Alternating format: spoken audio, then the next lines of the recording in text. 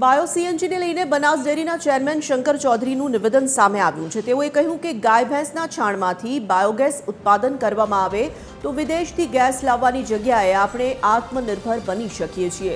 બનાસકાંઠા જિલ્લામાં બનાસ ડેરી દ્વારા કરોડોની માત્રામાં બાયો સીએનજી બનાવવામાં આવી રહ્યો છે। બાયો સીએનજી આત્મનિર્ભર માટે મહત્વનો છે।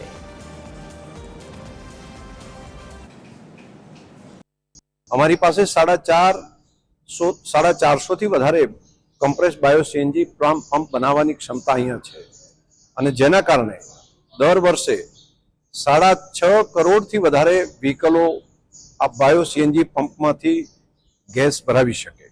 આટલા ગેસની ઉપલબ્ધતા પણ થાય અને તેનાથી પણ વધુ તેમાંથી તૈયાર થયેલું જે સોલિડ છે, સોલિડમાંથી જે ખાતર બને તે ખાતરમાંથી पूरा जिल्लाની અંદર ડીએપી યુરિયાનો બદલે એક જૈવિક ખેતી કરવાનું કામ તે પણ થઈ શકે।